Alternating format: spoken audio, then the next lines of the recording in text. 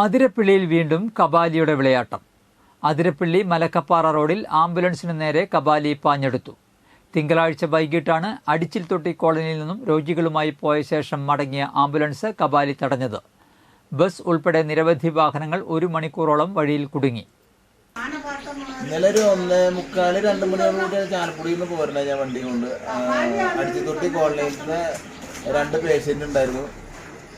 അവരെ ഹോസ്പിറ്റലിലാക്കിയിട്ട് റിട്ടേൺ അടിച്ചിത്തൊട്ടി കൊണ്ട് അവരെ കോളനിയിലാക്കിയിട്ട് തിരിച്ച് മലക്കപ്പാറയ്ക്ക് വരുന്ന വഴിക്കാണ് കബാലി തടഞ്ഞത്. ഒരു 4:30 ആ സമയമായിട്ടുണ്ട്. 1 മണിക്കൂറോളം എന്നെ തടഞ്ഞിട്ടു. എൻ്റെ പുറകിലും ഓപ്പോസിറ്റൊക്കെ ആയിട്ട് കുറേ വണ്ടികളുണ്ടായിരുന്നു. ടൂറിസ്റ്റ് വണ്ടികളുണ്ടായിരുന്നു, ചീനിക്കാസിൻ്റെ കുട്ടി ബസ് ഉണ്ടായിരുന്നു. 1 മണിക്കൂറോളം ആംബുലൻസിനെ കബാലി വഴിയിൽ തടഞ്ഞിട്ടു. ഇതിനിടെ ആന ആംബുലൻസിന് നേരെ പാഞ്ഞടുക്കുകയും ചെയ്തു. പിന്നീട് എതിർ ദിശയിൽ നിന്നും വന്ന വിനോദസഞ്ചാരികളുടെ കാറിന് നേരെയും കാട്ടാന തിരിഞ്ഞു. കാർ പിറകോട്ടെടുത്താണ് യാത്രക്കാർ രക്ഷപ്പെട്ടത്. ആന വഴി തടഞ്ഞതോടെ ഈ റൂട്ടിൽ സർവീസ് നടത്തുന്ന സ്വകാര്യ ബസ് ഉൾപ്പെടെ നിരവധി വാഹനങ്ങളും വിനോദസഞ്ചാരികളും വഴിയിൽ കുടുങ്ങി.